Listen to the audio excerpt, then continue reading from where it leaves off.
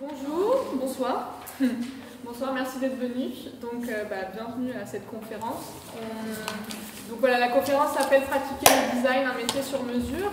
C'est une conférence qu'on a imaginée un petit peu comme une introduction et comme une présentation de l'exposition qu'on a organisée, qui est à l'étage, une pièce à vivre. Donc je vais laisser les filles se présenter d'abord, et puis ensuite on commencera la conférence, enfin la table ronde. Merci. Harmonie, si tu peux. Okay. Donc, je m'appelle Harmonie Begon, je suis designer. J'ai étudié à la IR pendant 5 ans. J'ai été diplômée en 2018 et je travaille essentiellement sur le territoire du Grand Est en collaboration avec des artisans du territoire. Oui, donc moi je suis Zoé, je suis artiste et designer de formation et j'ai créé l'association Patchworkers pour travailler en collaboration avec Emmaüs Mundo, donc chantier d'insertion sur des questions de revalorisation de la matière textile et l'insertion socio-professionnelle. Bonjour, moi je suis Chloé de l'atelier Bouillon, dont on va vous parler plus longuement tout à l'heure avec Laura, et Luna et Morgane qui se trouvent derrière vous. Je suis designeuse de formation et artisane teinturière au sein de l'atelier Bouillon. Voilà. Donc moi c'est Laura, aussi designeuse, et on s'est en fait rencontrées toutes les quatre à la IR, donc on est toutes du parcours de la Haute École des Arts du Mans, en design textile et moi en design process. Je fais aussi du papier, donc papetière aussi et designeuse dans Bouillon. Et avant la IR, j'ai fait des études d'archéologie, et je trouve que la méthodologie entre l'archéologie et le design est assez similaire, donc voilà pour le parcours. Pendant cette table ronde, on avait envie un petit peu de parler que les filles nous expliquent un petit peu leur vision du métier de designeuse et de designer. Et c'est un métier qui est large et qui est un petit peu flou, on va dire, parce qu'il y a plein de manières de faire du design, et rien qu'ici avec 4 personnes, c'est assez bien représenté. Et votre manière de faire du design est variée, et le fonctionnement aussi des ateliers. Et est-ce que vous pouvez un peu nous parler de votre engagement et du déclic, parce que dans vos pratiques, le design, ce qu'on appelle cette conférence, pratiquer un design, un métier sur mesure, mais il y a aussi cette question de l'engagement. Est-ce que, Harmonie, tu peux commencer en parlant un peu du déclic et de... J'en parlais avec certains dehors tout à l'heure de cette idée justement d'un métier qui est assez flou, mais c'est plus assez... Il y a 1000 façons d'être designer. Et du coup, moi j'ai étudié donc, aux Arts Déco à Strasbourg. J'avais choisi cette école à l'époque, je ne savais pas trop si je voulais être designer, je ne savais pas trop justement ce que ça voulait dire. Il y avait designer produit, designer graphique. Je savais à peu près que j'avais envie d'aller dans une école d'art, mais pas plus. Et pendant la première année aux Arts Déco, j'ai vraiment appris plutôt des apprentissages techniques dans les ateliers d'art-objet de l'école. Donc ces ateliers, pour le coup, qui sont pour les artistes. Et donc cette école et ce contexte a fait que j'ai compris qu'il y avait des limites assez théoriques, mais finalement assez présentes entre les artistes, les artisans d'art, les designers. Enfin, c'était assez strict, et on ne pouvait pas forcément être tout. Et il fallait respecter un peu les ateliers d'art, c'est pour les artistes, les designers ne sont pas artistes et ne sont pas artisans. Enfin, il y avait tout ça à démêler. Mais du coup, je me suis quand même intégrée dans ces ateliers. Et donc, au moment de choisir mon cursus, de dire « Ok, je vais aller dans une section design, donc apprendre à être designer », j'ai commencé à, du coup, regarder ce que faisaient les designers contemporains. Donc, qu'est-ce que c'est être designer bêtement, en achetant des livres, en lisant des livres sur des designers, des entretiens, etc. Et finalement, il y avait un peu un gap entre justement une envie d'engagement et ce qu'il existait sur le chantier de la pratique du design contemporain, où finalement j'ai eu l'impression que c'était ça va être un peu violent ce que je vais dire, mais en tout cas, ce qui de premier abord m'a frappé, c'était plus de la décoration, c'était plus des objets liés au luxe et au commerce d'objets. Et du coup, d'un coup, ce métier que j'envisageais comme vraiment un métier engagé, ça collait plus trop avec ce que je découvrais. Et finalement, il y avait un petit peu des oppositions que j'essayais de réconcilier. Et tout ça avec le goût pour l'artisanat que j'apprenais dans les ateliers. Et finalement, pendant longtemps, je pensais que ce goût pour la fabrication des objets, l'artisanat et l'envie d'engagement étaient opposés. Et en fait, j'ai lu 2 bouquins qui m'ont vraiment marqué. C'était Design pour un monde réel de Victor Papanek et Comment nous vivons, comment nous pourrions vivre de William Morris. Et dans ce deuxième roman, j'ai vraiment senti que la pratique artisanale pouvait être une vraie alternative en fait à la production d'objets par rapport à la production industrielle, et que du coup finalement s'engager auprès de l'artisanat, c'était s'engager politiquement, s'engager sur des questions environnementales, etc. Voilà, mon petit déclic. J'ai beaucoup parlé. Non, mais c'est vrai qu'on a tout eu un déclic en fait à un moment donné, et c'est vrai que pour moi, pour Chloé, pour les 2 autres de Bouillon, ça a été aussi au même moment que dans notre mode de vie au quotidien. En fait, on se rendait compte qu'on avait des choses qu'on voulait changer, en fait, notre manière de manger, de consommer, de produire en fait. Et en fait, quand on est designeuse et donc créatrice, on va se dire, bon, si je fabrique des choses formelles et matérielles ou immatérielles, faut qu'il y ait une cohérence. Et du coup, au fur et à mesure, j'arrivais plus à mettre un peu la limite. C'était un peu poreux entre mon moi d'habitude dans mon quotidien et mon moi à l'école de design et d'art en tant qu'apprentissage et en tant que designeuse. Et du coup, au fur et à mesure, les 2 se sont vraiment rapprochés, et toutes les 4, en fait, on a senti que la cohérence dans la vie quotidienne, elle devait aussi se faire dans notre pratique.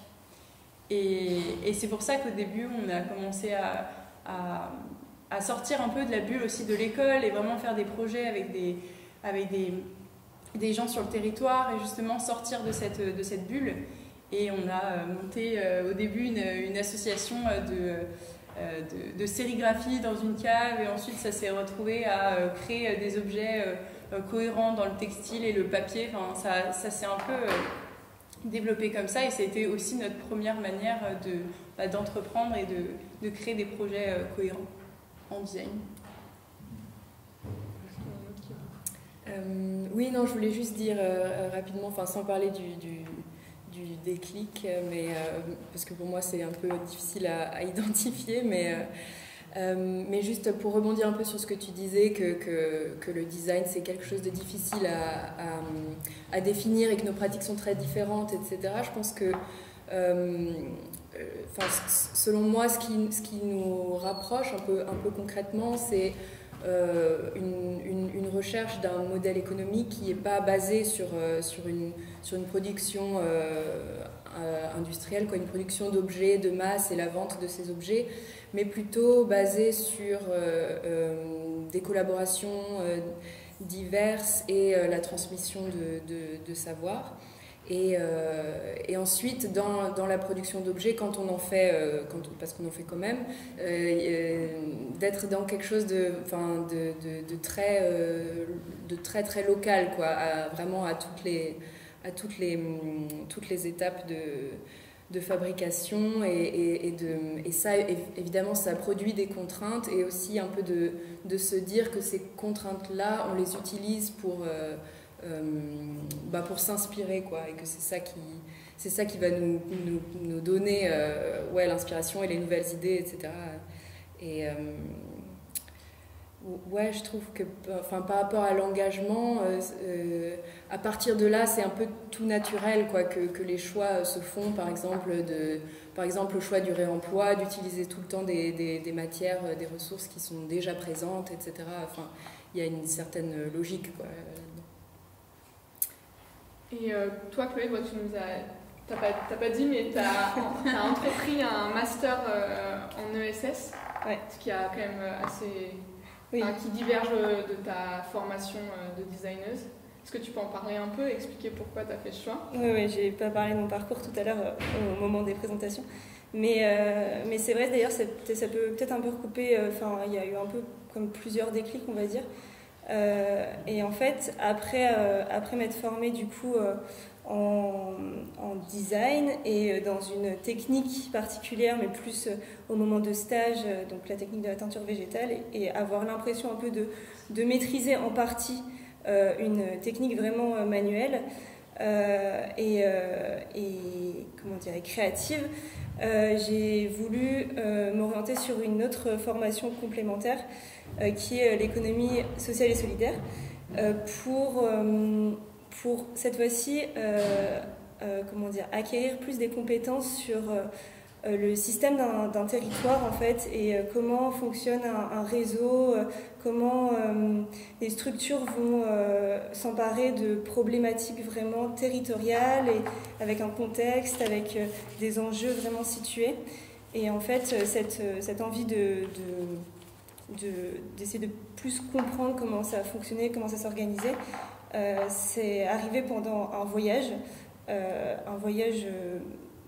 qui a duré un certain moment et où en fait on a pu rencontrer avec Luna des personnes qui menaient différents projets dans différents endroits, mais à chaque fois pour répondre aux besoins de leur territoire. Et finalement, ils s'adressaient à leurs voisins, quoi. Et en fait, c'est en partant un peu loin que je me suis vraiment rendu compte, c'était déjà un peu présent, mais que je me suis vraiment rendu compte qu'en revenant, il fallait vraiment s'adresser à ce qui se passait là sur le territoire. Et pour ça, il fallait comprendre comment ça pouvait se passer, comment les structures pouvaient s'organiser de manière interne et comment le réseau pouvait... comment ça marchait en fait, et quels étaient les enjeux sociaux finalement de l'Alsace, du Bas-Rhin, quelque chose de vraiment très situé. Et voilà, ça c'était vraiment important, et c'est pour ça que effectivement je suis en train de finir mon master en économie sociale et solidaire. Ouais. Harmonie, tu as eu aussi un petit peu la même avec le voyage, et tu peux nous parler un petit peu du projet que tu présentes dans l'expo? Ouais, du coup c'est vrai que c'est assez similaire. On avait un peu discuté entre nous et on avait tiqué sur ce côté très proche de ce moment où on part ailleurs et où on se rend compte de l'importance justement de prendre en considération ces contextes et pour après revenir, entre guillemets, appliquer ce qu'on a appris sur des territoires plus proches. Du coup, je ne sais pas si vous avez tous eu l'occasion de déjà jeter un œil à l'exposition, mais le projet que je présente, donc c'est toutes les pièces qui ont été coproduites avec une potière qui s'appelle Assia Yazri, qui travaille dans un village au nord du Maroc. Et en fait, en 2017, au moment justement d'écrire mon mémoire de design, j'avais pas très envie de faire quelque chose de très académique. Et donc, je me suis dit, je vais faire une étude de terrain. Je m'intéressais beaucoup aux sciences sociales, je lisais des livres écrits par des ethnologues, ça me passionnait. Et je me suis dit, je vais essayer de, entre guillemets, jouer à l'ethnologue en allant sur un terrain de production artisanale. Donc, il y avait quand même une notion de production d'objets. Et de décrire déjà ce terrain, de décrire et de documenter ce savoir-faire. Parce que du coup, c'est un village où seules les femmes sont potières. Et donc, les femmes qui deviennent potières, elles sont un peu choisies dans la famille. Et ce sont des femmes qui, dès 11 ans, vont dans l'atelier et donc ne vont pas à l'école et donc sont analphabètes. Et même de leur propre langue, donc ne peuvent pas... Assia, elle ne pouvait même pas... lire le prénom de quelqu'un sur son portable pour l'appeler parce qu'elle ne pouvait même pas lire ça, quoi. Ou compter l'argent pour les courses. C'était un vrai choc de me rendre compte de ça, puisque justement j'avais une sorte d'admiration pour l'artisanat, un peu parfois naïve de c'est tellement beau ces poteries sur le bord de la route, mais la réalité derrière ces objets, elle est quand même violente. Et du coup, quand j'ai rencontré Assia, que j'ai passé du temps avec elle et que j'ai écrit sur justement toute cette situation, je me suis rendu compte de l'importance justement dans la proposition de designer, puisqu'il y avait un peu ce truc de il y a le diplôme à la fin, qu'est-ce que je vais faire. Donc déjà pour moi la production que j'avais à apporter c'était celle de la documentation. Et en fait je m'étais promis de ne pas venir avec des carnets plein de dessins, de trucs que j'avais imaginés ou que j'avais vus sur Pinterest ou je ne sais quoi, de vraiment essayer de vider tout ça et de me dire qu'est-ce qu'elle a envie de faire aussi, et du coup de voir comment le contexte de sa vie à elle, son contexte comme tu disais, son voisinage, son échelle de vie aussi pouvait en fait être un moteur de sa créativité et de la mienne. Et du coup tous les objets qui sont exposés en haut on les a fait ensemble, d'abord pour elle, pour ces petites contraintes du quotidien qui vont de on accrochait nos serviettes de bain sur des clous derrière une porte.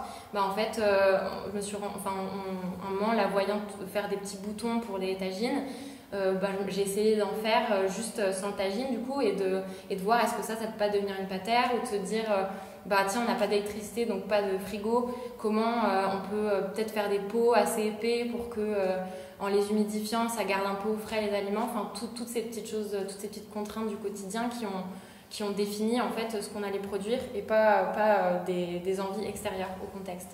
Et du coup de la même façon à l'issue de ce long mois et un peu plus de terrain, quand je suis rentrée en Alsace, s'est posé la question de ces pièces-là, elles deviennent quoi. Donc aujourd'hui, c'est vrai que depuis mon diplôme, je ne les avais pas montrées. Donc elles deviennent déjà un peu le manifeste de ce que je viens de vous raconter. Mais aussi, à un moment, il y a eu cette question de est-ce que avec Asia, on continue d'en faire et est-ce qu'on les vend où. Toutes ces questions que très vite des personnes extérieures peuvent poser sur le projet. Parce qu'on est dans un monde où il faut que tout ait une économie, voilà. Et donc, en tout cas pour ce projet, la question, je trouvais que ma place n'était pas dans la commercialisation du travail d'Asia. Et du coup, j'ai plutôt tiré de ce projet l'expérience et la méthode de travail qu'aujourd'hui j'applique moi aussi beaucoup plus localement avec des potiers de la région de Soufflenheim qui ont aussi un savoir-faire très riche et qui ont aussi des problématiques liées au territoire sur lequel j'habite, et du coup c'est beaucoup plus cohérent pour moi d'apporter la même chose mais localement. Et est-ce qu'il y en a une qui veut ajouter quelque chose? Par rapport aux contraintes, c'est vrai que nous, quand on est toutes finalement un peu parties en voyage et on s'est retrouvées, et on a vu justement ces projets inspirants qui avaient justement une cohérence parce qu'ils étaient présents sur un contexte et un territoire. Et nous, quand on est du coup rentrés de voyage, on avait déjà l'idée qu'on voulait monter un atelier de design, donc Bouillon, qui a failli s'appeler 4 quarts, mais heureusement le nom était déjà pris quand j'y pense. C'est pas si mal. Et c'est vrai qu'il y avait aussi alors il y avait l'architecture déjà de nos projets à assembler ensemble, donc c'est vrai qu'on l'a pas trop dit, mais Bouillon regroupe des savoir-faire différents. Donc il y a la teinture naturelle, la céramique, le papier artisanal et le tissage. Donc c'est beaucoup de savoir-faire différents, mais aussi on est 4, donc il y a 4 personnes qui doivent s'entremêler. Et ce qui était intéressant, c'était qu'on était en Alsace et qu'on voulait justement trouver cette manière-là de créer de l'objet, et pas forcément que de l'objet. Donc, parce qu'en tant que designeuse,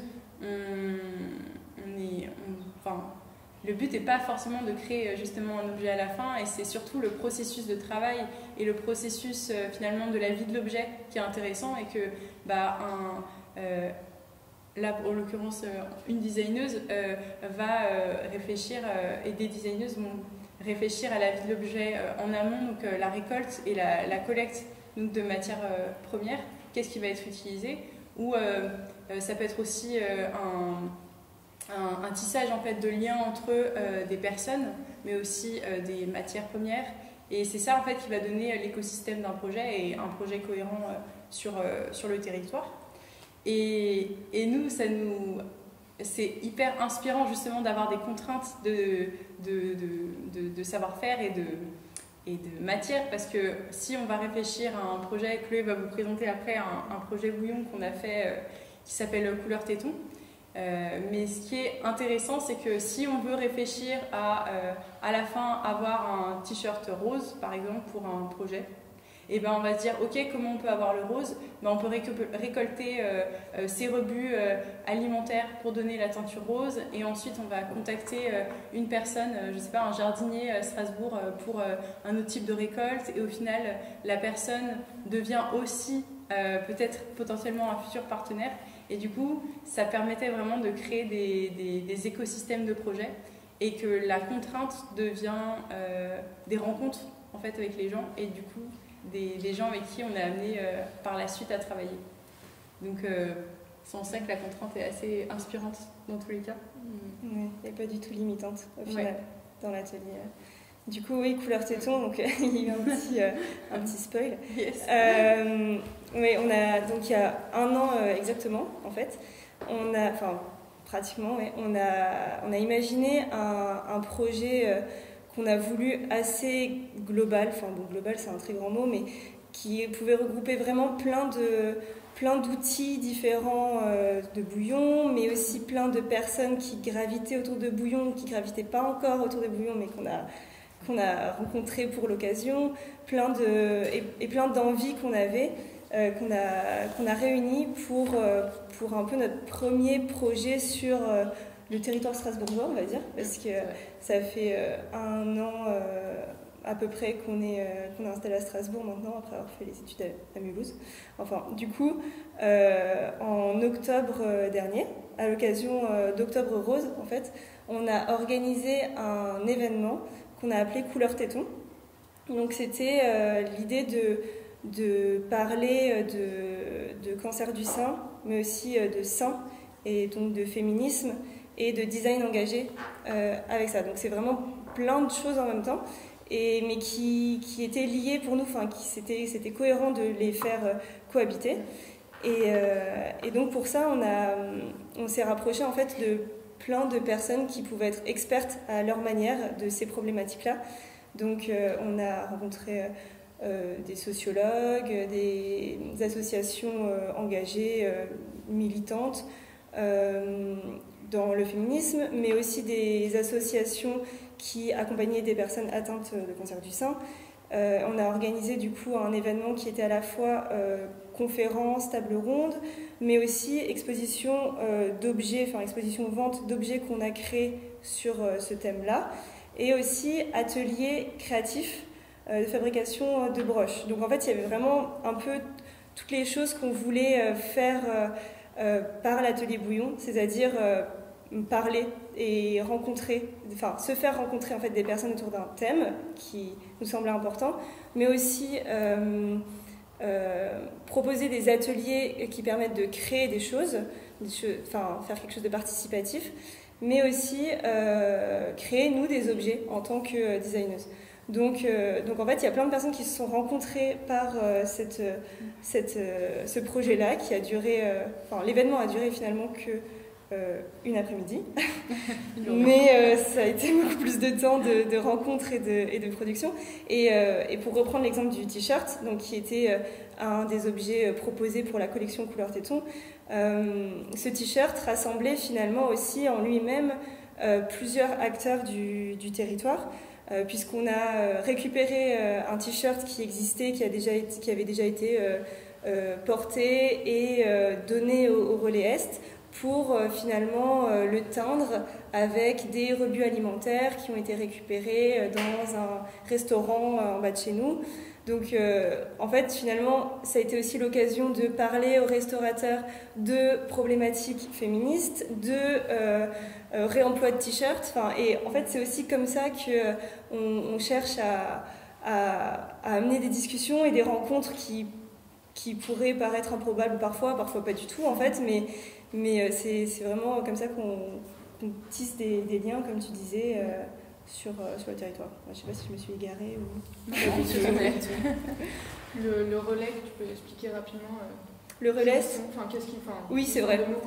Oui c'est vrai, c'est peut-être pas forcément évident en fait, mais c'est une association qui récupère, qui récupère et trie les déchets textiles en fait, qui sont déposés dans des grandes bornes un peu partout dans les villes et dans les campagnes d'ailleurs, je pense aussi, et qui les redistribue soit dans des centres dans des boutiques de vente, soit qui les envoie plutôt dans d'autres pays, soit voilà, enfin bon bref, c'est du tri quoi. Et donc on a pu. Non mais c'est vrai. Après, c'est vrai que c'est intéressant de souligner parce que par exemple ils ont 24 tonnes par jour de vêtements, enfin de textiles en fait qui est ramené en fait dans le relais Est. Et c'est juste cette partie-là de la France, donc oui, juste le Grand Est. Le Grand Est et même si on travaille avec eux et dans tous nos projets finalement, on n'a pas pour volonté d'être parce qu'on est atelier de design et qu'on travaille avec les rebuts, les matières laissées pour compte, de travailler toute cette matière-là de rebut et de la revaloriser autrement. Mais en créant des petites séries ou des ateliers de sensibilisation, on en prend une petite partie et on donne à voir des modes de production qui sont alternatifs et qui sont justement à partir des rebuts. Et oui, même si on prend 0,02%, je sais pas, je dis peut-être c'est peut-être trop déjà, mais de cette matière-là, en tout cas, on peut montrer qu'il y a d'autres modes de fabrication possibles avec ça. Je pense que ça fait un bon avec ton projet. Oui, Zoé, oui, tu peux nous parler un peu de ton partenariat avec Emmaüs. Oui, parce que je collabore aussi avec le Relais Est. Enfin, j'ai des fois été dans leur grand centre de tri qui est à Wittenheim, je crois, qui est effectivement énorme, quoi. Mais donc oui, Patchworkers, en fait, c'est donc le nom de l'association que j'ai créée pour supporter le projet d'upcycling, qui en fait a vu le jour quand j'étais étudiante en design textile, donc au Danemark. Et à ce moment-là, je cherchais à avoir de la matière gratuite. Parce que juste pour créer des vêtements à partir de vêtements qui existaient déjà, et c'est comme ça que j'ai rencontré là-bas une structure qui était aussi une structure d'insertion, qui s'occupait donc un peu comme le Relais Est, un peu comme Emmaüs, de collecte de textiles, puis revente de cette matière en seconde main, etc.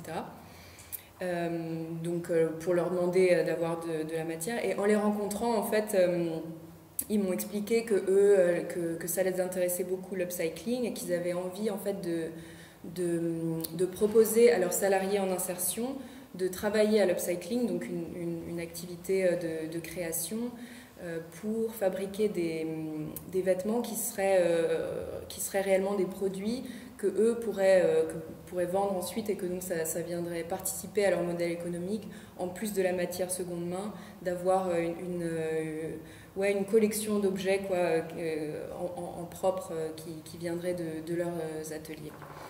Et ils me parlaient de ça, donc c'était vraiment un projet, quoi, mais ils avaient déjà des machines, un espace, etc. Donc, en fait, par rapport à l'upcycling, ça m'a paru très intéressant de travailler là-dessus. C'est à nouveau pour parler du contexte, etc., qui est très important. Là, c'est très particulier, donc il y a des enjeux spécifiques vis-à-vis de la matière et vis-à-vis des personnes impliquées. Donc voilà, j'en ai fait en fait mon projet d'étude. Donc comment, c'était la question, comment créer un vêtement qui soit un produit de cette manière-là, en utilisant cette matière qui donc change sans arrêt, on ne peut jamais prévoir ce qu'on reçoit, etc. En impliquant les salariés, qui eux n'étaient pas forcément des gens qui étaient formés à la couture, certains avaient des notions, certains pas du tout. Et c'est aussi des gens qui ont des parcours très différents et des situations de vie qu'il faut prendre en compte, parce que voilà, c'est des choses particulières et différentes qui amènent les gens à intégrer, à entreprendre un parcours d'insertion. Donc il y avait un peu tous ces challenges. Et voilà, et donc quand j'ai quitté le Danemark, et que peut-être que je fais un peu un grand bond dans l'histoire, mais bon, vous me dites si ça n'a pas de sens, j'ai quitté le Danemark et je suis revenue à Strasbourg, et donc j'ai voulu un peu reprendre ce modèle de partenariat designer-structure d'insertion pour continuer le travail en fait de l'upcycling un peu comme levier à l'insertion socio-pro. Et c'est comme ça que j'ai rencontré Emmaüs Mundo en leur proposant de faire ça, quoi. Et donc ça, c'est ce qu'on a expérimenté depuis 1 an et demi à peu près, donc de produire ces vêtements de cette manière-là. Et oui, vis-à-vis de l'upcycling et des techniques d'upcycling que je pratique, en fait, j'essaye d'avoir un fonctionnement, enfin, comment dire, j'essaye de mettre en place un système de production qui puisse aussi qui soit systématique pour que ça puisse être reproductible et donc que ça puisse changer d'échelle et un peu grandir, quoi, pour réutiliser plus de matière et impliquer plus de personnes, peut-être à différents endroits, enfin voilà, ces choses-là. Donc on peut imaginer un espèce de travail à la chaîne, même si ça sonne très négatif, mais donc avec cahier des charges, des recettes qui restent les mêmes, des gestes répétés, etc. Mais dont le résultat est sera toujours une pièce unique, quoi, vu qu'il y a tous ces éléments qui sont changeants au sein de la chaîne de production, quoi. Et ces éléments qui changent, ça demande aussi à la personne qui est au travail de rebondir sur ce qui se passe, des fois de résoudre des problèmes, d'interagir, quoi, avec la matière.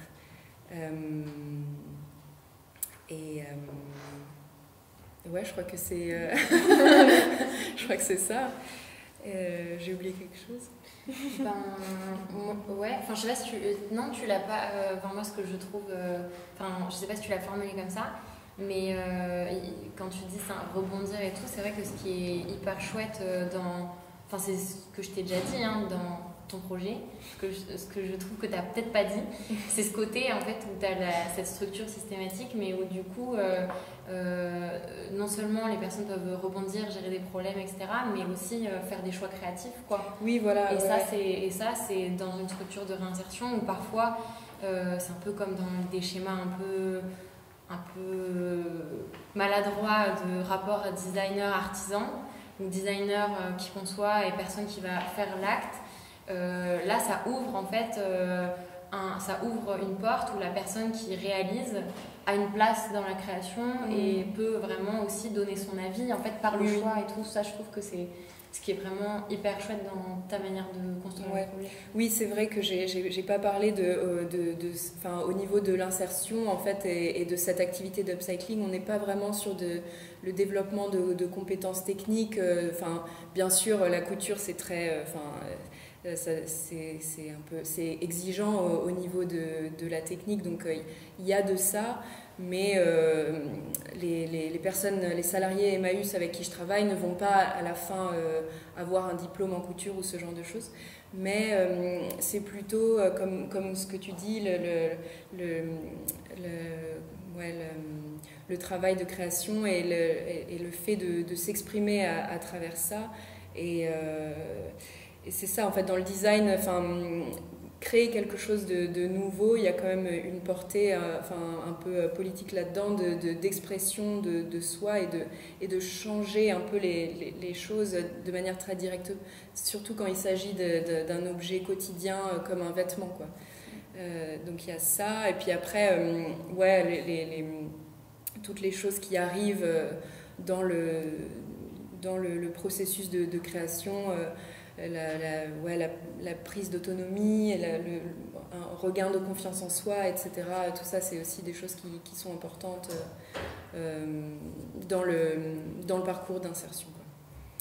Et j'avais aussi pensé à un truc que j'avais oublié de dire, oui, parce que par rapport à ce que tu disais, à un moment tu disais oui, c'est pas forcément un produit, mais ce qui importe, c'est plutôt le contexte et l'environnement et les dialogues que ça crée, etc.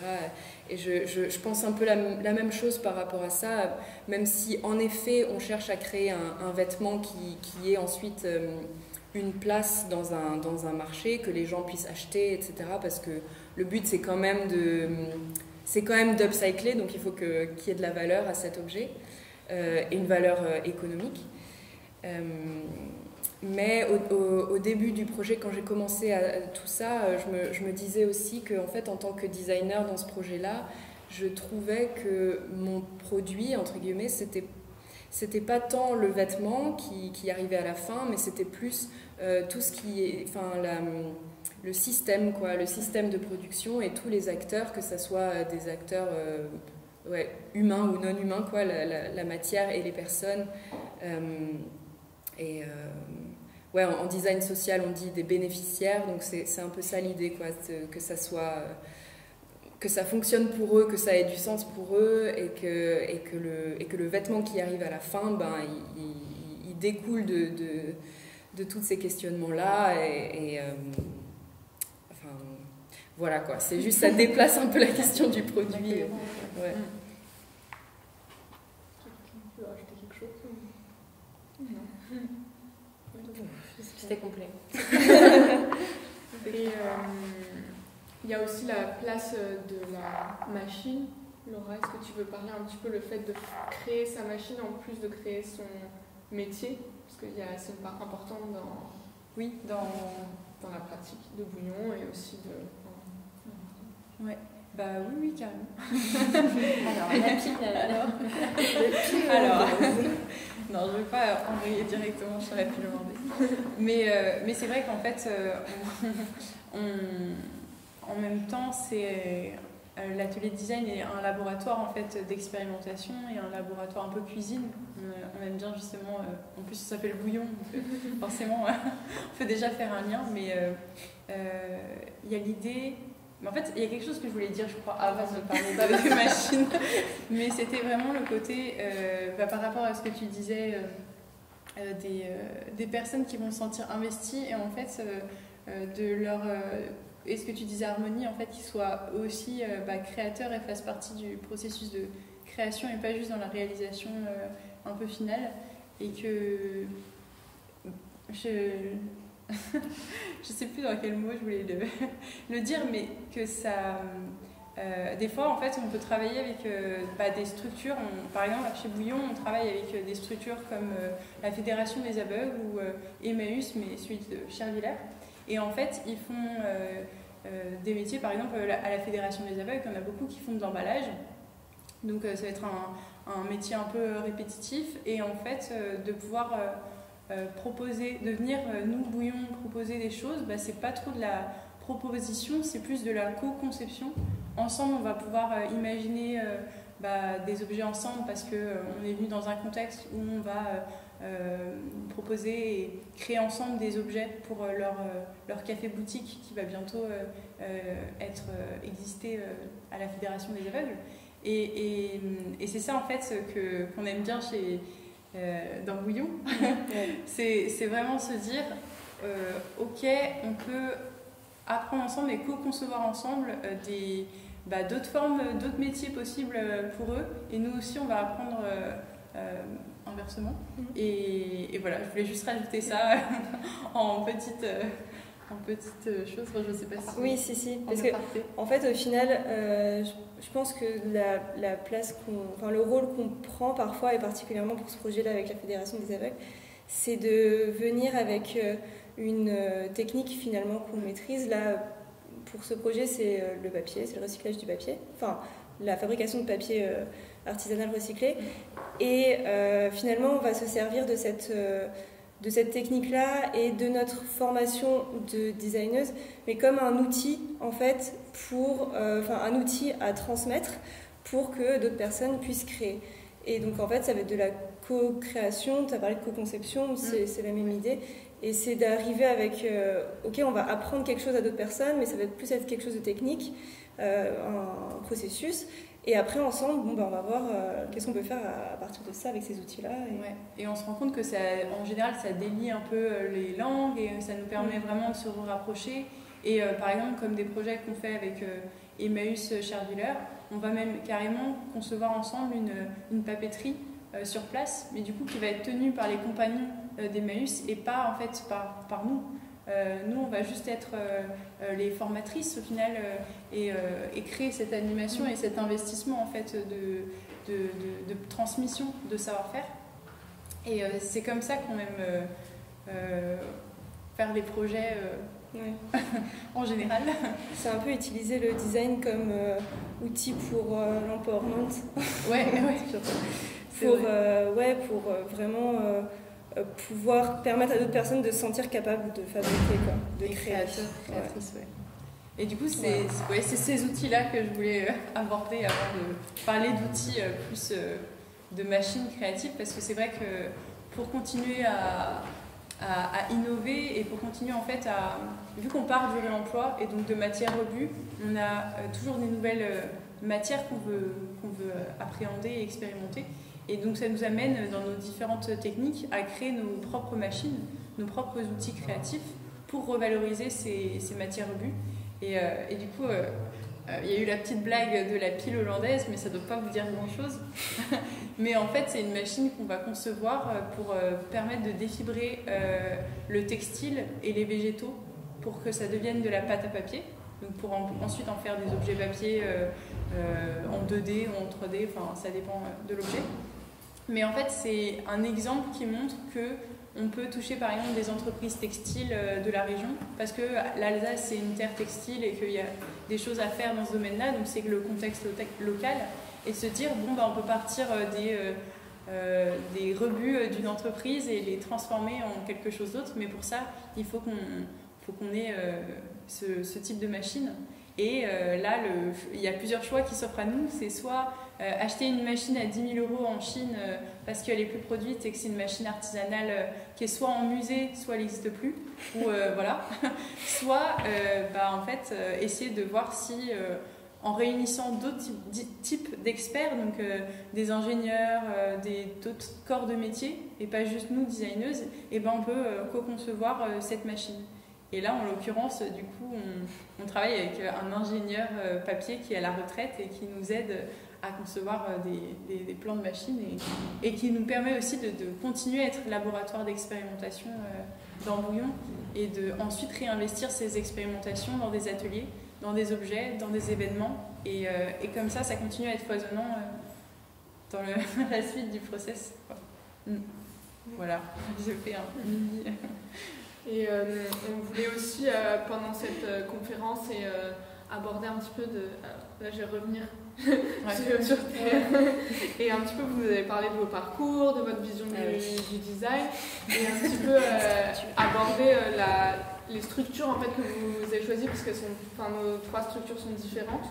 Du coup, juste un peu parler de ça et présenter comment les choix que vous avez, que nous avons fait. Je ne sais pas qui veut commencer. Ouais, je peux commencer. Donc oui, moi j'ai fait donc une association. C'était un choix, un peu à plusieurs niveaux. Il y avait un choix très pragmatique parce que je voulais des sous. Oui, en fait, j'en étais vraiment au tout début. J'avais rencontré la CRES, donc c'est la Chambre régionale de l'économie sociale et solidaire, si je ne me trompe pas. Et en parlant avec eux, donc il est apparu que, en gros, soit je pouvais demander de l'argent, emprunter de l'argent à la banque ou trouver des sponsors, des choses comme ça, choses que je me sentais pas du tout capable de faire ça.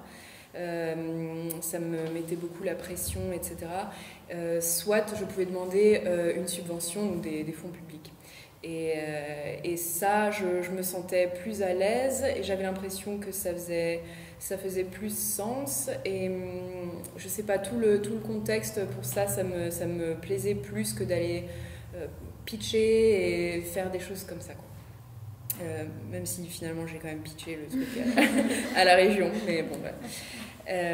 Du coup, c'était un peu ça pragmatiquement au début, et puis dès que j'ai fait ce choix-là, je me sentais quand même plus soulagée parce que j'avais très peur en fait d'être une entreprise et j'avais l'impression que j'avais l'impression que ça allait peut-être un peu me bloquer dans ma créativité, un peu quelque chose comme ça, dans les débuts d'un projet, d'avoir la sensation qu'il faut absolument que je fasse du chiffre, que je vende des choses, enfin que je sois rentable, quoi. Donc ça, voilà, pour moi qui n'ai pas du tout un profil entrepreneur qui suis, enfin plutôt un profil créatif, quoi, je me sentais pas capable, quoi, tout simplement de faire ça. Donc c'est un peu ça, d'où le choix de l'association. Et puis aussi pour pouvoir ensuite collaborer avec Emmaüs, etc., ils sont eux-mêmes aussi des associations.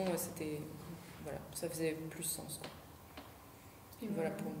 Et maintenant, du coup, avec Emmaüs, ça change un peu Oui, ouais, en fait, l'association, c'est un outil juridique, quoi, finalement, pour permettre de commencer le travail.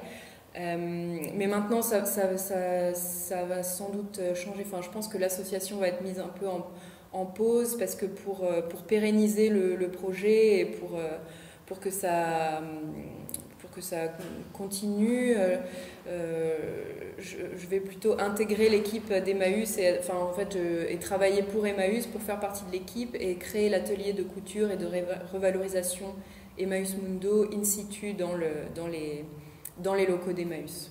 Donc pour vraiment faire partie de cette boucle-là, quoi. Ouais, moi j'ai fait l'inverse. Non mais je rigole parce qu'elle a très bien décrit la sensation de pas avoir tellement envie d'être entrepreneur pour être entrepreneur. Enfin, c'est un peu, moi j'avais un peu la sensation, j'écoutais des podcasts d'entrepreneuses et je me disais mais en fait il y a des gens qui ont envie d'être entrepreneurs et qui se cassent la tête pour savoir ce qu'ils vont faire pour pouvoir l'être. Et moi je me disais j'ai envie de faire des trucs et malheureusement pour pouvoir les faire il va falloir que j'ai cette casquette là parce qu'à partir du moment où on crée une entreprise, même si c'est une toute petite entreprise comme la mienne, d'un coup on devient entrepreneur, quoi. Et on a un expert comptable, un banquier, etc. Et du coup, c'est vrai que je suis, même pour avoir fait des formations et à la CCI et dans un incubateur aussi pour les créatifs qui s'appelle Fluxus, il y a des accompagnements pour les entrepreneurs créatifs, du coup.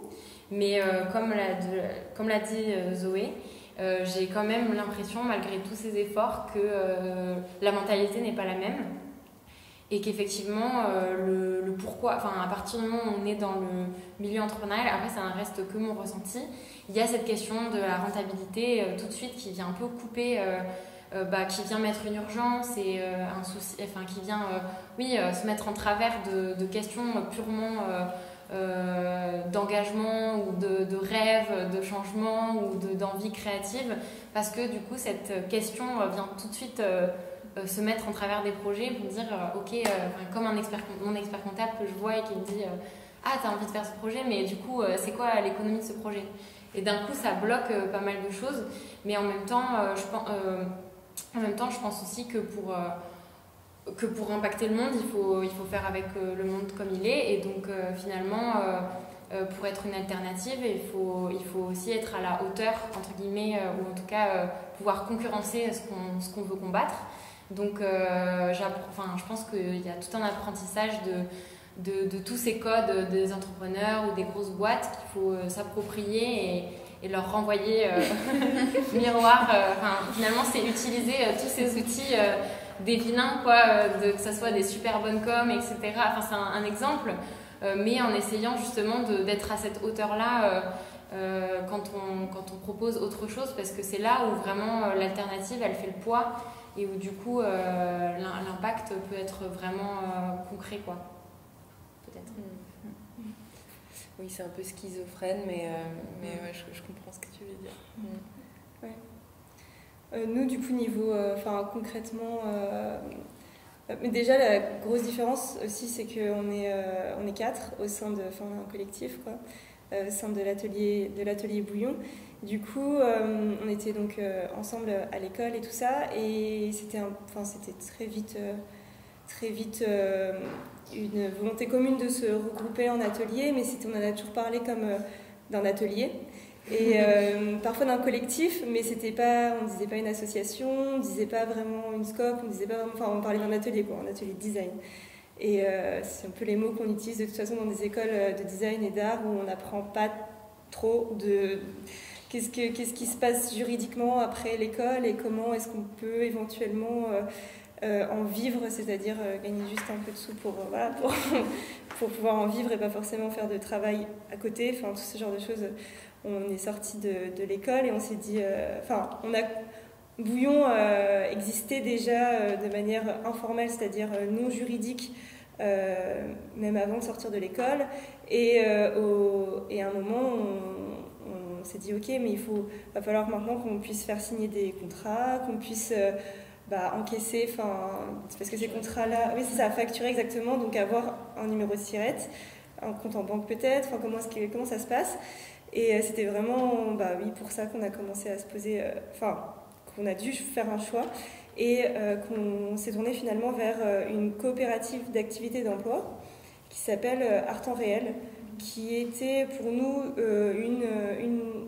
une alternative qui correspondait à nos attentes, qui correspond aujourd'hui à nos attentes, je pense, puisque c'est en fait un mode d'accompagnement de lancement d'activité, on va dire, donc comme on pourrait imaginer un incubateur ou ce genre de choses, mais qui le fait sur le modèle coopératif déjà, et en plus vraiment dans le domaine de la culture et de la création.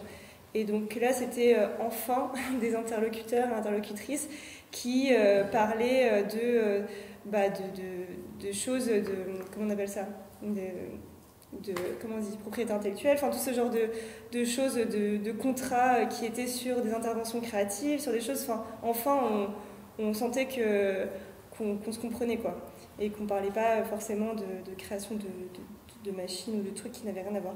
Et donc en fait finalement on a décidé d'intégrer cette coopérative d'activité d'emploi, mais il en existe plusieurs, c'est niveau national et après il y a des bébés dans toutes les régions.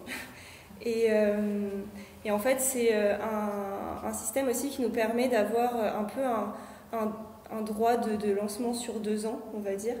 Donc, qui nous permet de chercher notre modèle économique, mais aussi notre modèle d'organisation collective, en fait, puisque être à 4, c'est aussi prendre des décisions à 4, c'est plein de choses humaines aussi. Et en fait, d'avoir des tierces personnes qui viennent là, qui ont des regards extérieurs et qui ont des connaissances administratives, de gestion, plein de choses qu'on n'avait pas avant, ça nous permet d'être plus sereine pour en fait, pour créer notre métier sur mesure, enfin c'est bien le titre de cette conférence, donc pour moduler au fur et à mesure en étant accompagné l'activité qu'on veut faire, le métier qu'on veut faire, comment est-ce qu'on peut en vivre et voir en fait comment au bout de ces 2 ans on peut trouver un système qui fonctionne, voilà, pour après pouvoir intégrer peut-être de manière plus pérenne la coopérative en changeant de statut. En fait, bon, après, si ça vous intéresse, ces questions juridiques, on peut en parler dans les questions, parce que c'est un peu technique.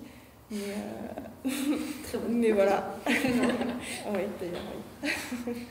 Est-ce qu'il y en a qui veulent rajouter? Est-ce que vous voulez rajouter quelque chose ou pas ou... Non. Merci de nous avoir écoutés. S'il y a des questions, des choses, vous voulez... On est là. Voilà. C'est le moment de poser des questions et de demander des précisions. Ou de faire des remarques. Faire des remarques, partager. Non. Et apéro. Si, oui. Moi, j'aurais aimé connaître votre rapport à l'esthétique, en fait. Oui. Qui différencie quelqu'un d'autre. Vous parliez des choix qui sont faits souvent avec des personnes avec qui vous travaillez. Vous donnez la liberté aux autres de faire. Et vous, est-ce que vous imposez des fois aussi quand même une esthétique, ou vous avez dans la règle du jeu des fois quand même enfin voilà. C'est une bonne question. Très marqué, pas trop marqué. C'est une question pour tout le monde Oui. parce que j'ai envie de répondre, mais ça on pourra redire si on a. Mais oui, c'est vrai que c'est une grande question et c'est toujours un peu présent. Par exemple, dans le travail que moi je fais de la création de vêtements avec les salariés d'Emmaüs, quand j'ai commencé, je me disais vraiment, ça sera du design participatif, je ne veux pas être la personne qui donne des directions et avoir des gens qui font ce que je raconte, quoi. Donc ça, c'était mon idéal, quoi. Et maintenant que je le pratique vraiment, je me rends compte que c'est vraiment un idéal parce que c'est très dur à tenir. On en parlait l'autre jour d'ailleurs du design participatif quand on cherche vraiment à créer un produit qui sera commercialisable à la fin. C'est compliqué parce qu'il y a il y a des exigences, quoi, à tenir par rapport à ça. Donc je crois que c'est beaucoup plus flou que ce que j'avais en tête au départ.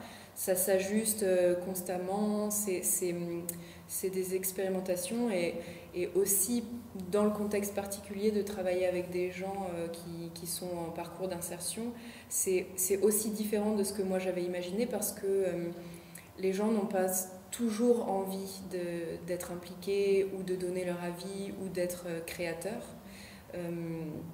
Des fois, je demande, et là, qu'est-ce que t'en penses? Ah, qu'est-ce qu'on ferait maintenant? Et ils me répondent, ben, c'est à toi dis-nous, quoi. Des fois, c'est plus confortable pour eux de savoir que quoi qu'il arrive, il y a comme un cadre qui fait que le résultat sera bien et qu'à l'intérieur de ça, il y a un peu de jeu, il y a moyen et ça va toujours un peu changer. Mais effectivement, ça diffère de ce que moi j'avais comme idéal où je pensais que j'allais laisser faire et qu'il y aurait comme un flux de créativité que j'allais plus ou moins impacter, mais légèrement, quoi. C'est plus compliqué que ça. Je sais pas si du coup c'est pas une réponse très très définitive, mais du coup le rapport à l'esthétique, faut aussi négocier là-dessus, pour soi-même, quoi. Je veux dire, il y a des fois où oui, il y a des fois où je vais pas aimer ce qui se passe ou des choses comme ça, mais pour les vêtements, par exemple, j'essaye de penser aux choses dans un ensemble. Et des fois, je me dis, bon, si j'aime pas un élément, c'est juste mon job de faire qu'il trouve sa place quand même dans un ensemble et de gérer ça comme ça, quoi.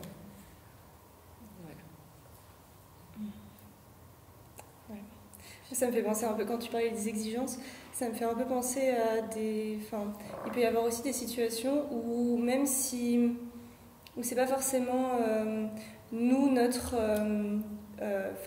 notre place en tant que designeuse qu'il va y avoir un problème ou non dans ce qu'on aime ou qu'on n'aime pas qui va être produit par quelqu'un d'autre. Parfois c'est aussi la structure dans laquelle on est. Par exemple, quand on travaille avec des enfants, on fait des ateliers pédagogiques d'art plastique, quoi. Et on s'est aussi rendu compte que, et c'est tout à fait justifié, on s'est aussi rendu compte que pareil, on voulait donner des outils et laisser les enfants s'exprimer, sur un thème, sur quelque chose, mais laisser faire, quoi. Et en fait, on nous a dit oui, mais ça va peut-être faire un peu trop loisir créatif ou un peu trop truc du mercredi après-midi. Et en fait, on peut avoir des exigences plus poussées que ça. Et voilà, et on est des artistes, des designers, des créatifs, et nous on sait qu'il y a des outils, qu'il y a des matériaux, qu'il y a des choses qui peuvent être mises en valeur de cette manière-là et qu'on peut orienter de cette manière-là, et que du coup l'ensemble de la production va être plus homogène et va être plus présentable aussi, et plus présentable aux parents, et plus présentable en exposition, à la ville, ou ce genre de choses aussi. Et là c'est aussi des grandes questions. Du coup, comment est-ce que Enfin, qu'est-ce qu'on attend en fait de ça? Est-ce qu'on veut que l'enfant soit super content, super contente du temps qui est passé, super contente de l'objet qui a été créé, ou que la parent soit hyper satisfait, trop fier de son enfant et du coup réinscrive l'enfant l'année d'après. Oui, c'est vrai, il y a des enjeux. La ville, trop fière de montrer qu'il y a des enfants hyper doués dans la ville. Il y a plein de choses en fait. Et du coup, au final, il y a plein d'attentes et d'exigences d'acteurs et d'actrices hyper différentes qui peuvent arriver dans des projets. Du coup, il faut négocier, comme tu dis, avec tout ça et parfois peut-être donner un peu du coup des contraintes, mais pour resserrer un peu le champ d'action aussi et que finalement la production globale soit esthétique, bon ça veut un peu rien dire, mais qui est une esthétique en tout cas globale ou ce genre de choses. Après on croit aussi en l'esthétique dans le sens du beau, dans le sens que créer un objet qui est beau peut permettre de créer, en fait, de convaincre justement, surtout qu'on utilise des rebuts de matière et du coup justement de sublimer ces rebuts et de leur donner une nouvelle vie et encore une autre et de pouvoir justement avoir un objet qui est beau à la fin, du coup ça lui donne de l'impact, ça lui donne du sens, des raisons d'être là et du coup cet objet là convainc plus facilement parce qu'il y a le rapport de beauté et de poésie. Du coup, il y a aussi ce côté-là qui est différent du coup de ce qu'on disait par rapport aux ateliers, mais qui est quand même des productions d'objets qu'on fait. Et là, le beau a un sens comme ça, engagé pour nous. Ouais. C'est aussi séduire du coup. Et c'est une séduction qui est importante. Ouais. Et aussi un petit peu de changement de mentalité sur le réemploi. Qui peut être, ça dépend auprès de quel public, mais c'est vrai que ça peut avoir parfois des connotation un petit peu et du coup l'idée de changer, de montrer, je pense que le changement il est en train de s'opérer et qu'aujourd'hui c'est un petit peu plus acté, mais c'est vrai de changer cette mentalité et du coup l'esthétique a quand même son importance quoi, du coup, elle est importante. Oui, puis parfois finalement du coup de rentrer dans des codes esthétiques qui ne sont pas les codes du réemploi en réemployant pour séduire des personnes qui sont peut-être pas initiées quoi. Et de pas forcément dire que cet objet a été 100% de rebut ou de je sais pas quoi, de juste que l'objet soit là et après ça devient bonus, la normalité quoi. En fait ce mode de production de l'objet et que ça soit pas fait juste parce que c'est mis en lumière, il n'y a pas besoin de mettre en lumière tout le temps. Est-ce qu'il y a d'autres questions? Oui. Du coup, est-ce que c'est encore compliqué peut-être d'intégrer ce genre de démarche? Est-ce que vous avez souvent besoin de vous justifier? Je ne sais pas comment ça, mais est-ce qu'il y a beaucoup d'opposition de gens qui ne comprennent pas? Tu veux dire par rapport au réemploi ou à d'autres aspects Ouais, à la démarche du réemploi. Je peux répondre? Ouais, vas-y. En fait, c'est ce que ta question me fait répondre aux deux questions.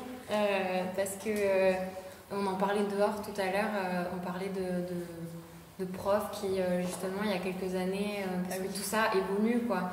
Et moi, j'étais à l'école il y a 7 ans et j'avais des profs qui ne comprenaient rien du tout à ce que je leur racontais. Mais il y a quand même un changement qui est en train de se faire. Et de plus en plus, ça devient compliqué parce qu'il y a un côté moral un peu c'est dur de critiquer ce genre de démarche. Du coup, il y a aussi des gens qui utilisent ces démarches dans des communications où maintenant il suffit de mettre... encore là, j'ai vu pendant la France Design Week à Paris, il suffit de mettre durable sur son cartel ou sur son carton d'invitation. Finalement, on expose toujours les mêmes choses, mais comme il y a écrit durable, tout devient durable, tout devient éthique, tout devient engagé. Donc, du coup, ça devient plus compliqué de critiquer ça. Cependant, il y a quand même, ce dont on parlait tout à l'heure, c'est par exemple des professeurs qui ont pu nous dire vous n'êtes pas designer pour les filles, vous n'êtes pas designer, en fait, vous êtes médiatrice d'atelier. Où moi, mon diplôme, on m'a dit, et ça répond un peu à la question de Sonia sur l'esthétique, mais attends, où t'es designer finalement, entre guillemets, tu laisses trop de place à l'artisan avec qui tu travailles, et quelque part que c'était une faiblesse du designer de ne pas imposer son esthétique, son style, son dessin, etc. Et du coup, je trouvais que dans le fait d'être humble par rapport à cette question de l'esthétique et de dire, comme le fait Zoé, c'est-à-dire de dire je me mets en retrait, je laisse l'autre s'exprimer, mais bien sûr, j'ai le bagage de l'expérience, des études, des stages, de ma formation et de l'exercice de mon métier qui fait que je vais avoir un regard différent sur ce qu'on est en train de faire et dire, moi dans mon travail avec le potier, de dire ouais en fait ce jaune il n'est pas comme l'autre jour, alors que lui il va me dire ah bah si c'est pareil, on le fait comme ça, et je vais dire non vraiment en fait c'est pas du tout la couleur qu'on utilisait, enfin d'avoir ce regard sur le détail et de subtilement amener l'autre à avoir ce regard sur le détail, alors que en tout cas dans mon cas il y a une tendance comme ça à dire oh non c'est très bien comme ça. mais du coup je me suis embourbée dans mon truc, mais tout ça pour dire que justement à mon diplôme par exemple il y avait cette réflexion de par cette façon de faire de dire de questionner en fait et c'est un peu du coup le sujet de notre expo et de notre discussion, de dire en fait si on est quand même designer, et même si c'est critiqué par d'autres formes de designer, en l'occurrence à mon diplôme c'était un designer, moi je critique son travail, en fait c'est juste parce que finalement on fait pas le même travail, on n'a pas le même métier, et donc forcément il y a pas de compréhension. Moi ça m'intéresserait pas trop de dessiner des luminaires qui soient fabriqués ensuite envoyés en 3D à quelqu'un qui va les faire en Chine et les vendre dans une galerie à Paris, donc finalement c'est juste parce que finalement c'est pas les mêmes intentions, et c'est toute la si tu parlais des critiques venant de nos pairs, c'est obligatoire venant de certains parce qu'on fait pas le même métier au final quoi. Je sais pas ce que vous en pensez. Ouais, je suis d'accord. C'est vrai, il y a tellement de manières de faire du design au final que... Ouais. Mais effectivement, aujourd'hui, c'est quand même... on parle de greenwashing et de tout ça, et de même, je sais pas si on peut dire social washing, et il y a tout ça, même pink washing durant Octobre Rose. Il y a plein de choses qui font qui sont des symptômes de... C'est à la mode en fait, ces enjeux-là, ces problématiques-là. Donc finalement, heureusement pour nous, on va dire, je sais pas si c'est heureusement pour nous, mais en tout cas, heureusement on en parle du coup plus. Et quelque part, ça a sa place dans toutes les têtes. Je pense on sait que ça existe quoi. Une question pour rebondir. Du coup, vous pensez que les métiers que vous faites, c'est des métiers que vous êtes en train de créer, vous rejoignez d'autres branches qui sont déjà en train... Est-ce que c'est une émergence auquel vous participez, c'est quelque chose qui était déjà là, mais qu'on ne connaît pas parce que c'est des métiers qu'on ne s'enseigne pas à l'école? Je sais pas si... Après, c'est en fait... ce qui est génial, je trouve, avec le métier de designeuse, c'est qu'en fait, il est tellement modulable, tellement modifiable, en fait, suivant... peut-être que le métier de designer, c'était pas le même il y a 5 ans, il y a 10 ans, et du coup, on invente des définitions possibles de qu'est-ce que ça peut être concrètement être designer là, maintenant, ici en Alsace, et chacune de nos ateliers. Après...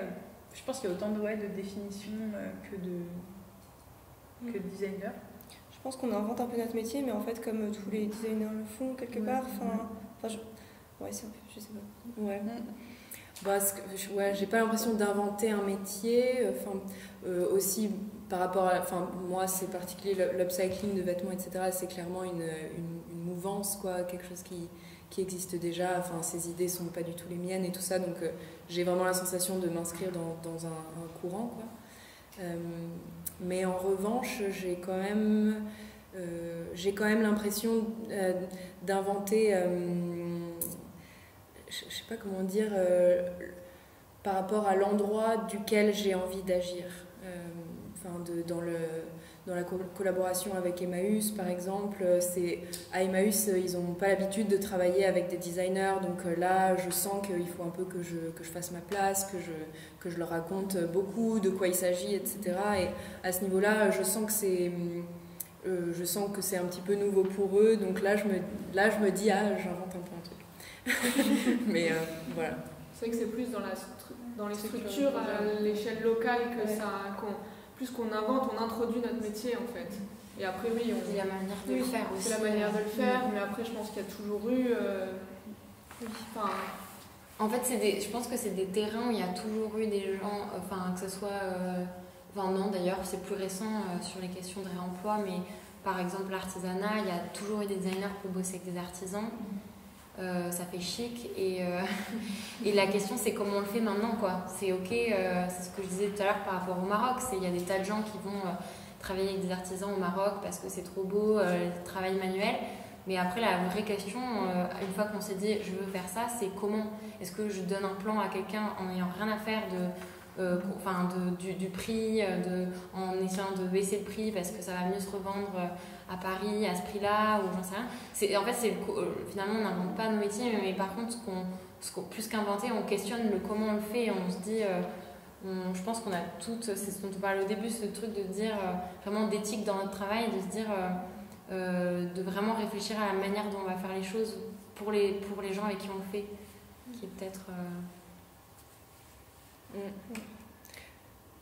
Non, ça me fait juste penser à la question sur l'esthétique, parce que j'ai l'impression qu'il y a aussi une certaine esthétique là-dedans, une esthétique relationnelle, quoi, de comment on traite les gens avec qui on travaille et comment l'humain est important, quoi, dans toute cette...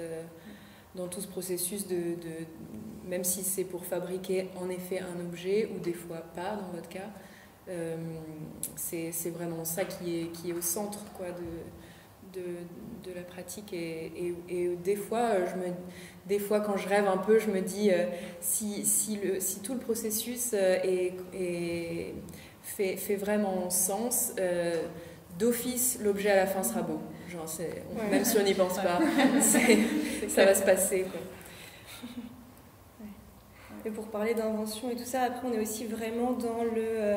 on parlait d'artisanat tout à l'heure, et on est aussi vraiment dans la pratique, je ne sais pas si on peut dire ça comme ça, mais de techniques vraiment ancestrales. C'est très grand comme mot, mais on essaye en tout cas d'apprendre vraiment auprès d'artisans et de maîtres et maîtresses de certaines techniques, et de pouvoir les maîtriser et se les réapproprier, mais aussi vraiment les transmettre comme elles existent depuis toujours, et parce qu'elles ont des raisons d'être depuis toujours en fait. Donc en ça, il n'y a pas trop de réinvention là-dessus, c'est vraiment au contraire, on essaie de les transmettre. Ouais. Pas besoin de toujours inventer des trucs. Non, il y a beaucoup de choses qui... c'est quelque chose d'un moment en design, il faut toujours faire quelque chose de nouveau, et on se rend compte vite qu'en fait c'est impossible.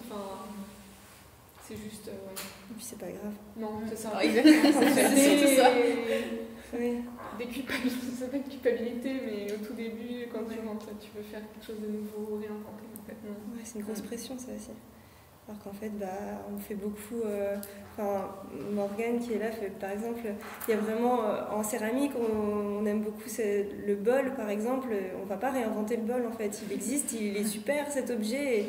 Et en fait, on va continuer d'en faire s'il y a besoin d'en faire. Et oui, il n'y a pas besoin de réinventer ça, quoi. Il y a plus la manière de le faire, peut-être, voilà, que le bol. Oui, et encore, au final... Oui, sans réinventer, mais repenser, quoi. Oui, complètement. Est-ce qu'il y a d'autres questions, ou est-ce qu'on a fait le tour? Après, on est là encore un petit moment. Je ne sais pas si le syndicat doit faire un je sais pas quelle heure il est dehors, et ça va y encore. Oui. Puis l'exposition est ouverte jusqu'à dimanche soir. On fait des prolongations jusqu'à dimanche. Voilà. La dernière session le samedi, mais nous on fait des prolongations dimanche. Et il y aura toujours au moins 2 d'entre nous pour discuter dedans. Ouais. Et vous présenter avec des objets et des projets, ce qu'on a dit aujourd'hui. Merci pour l'écoute et les questions. Oui, merci. Merci.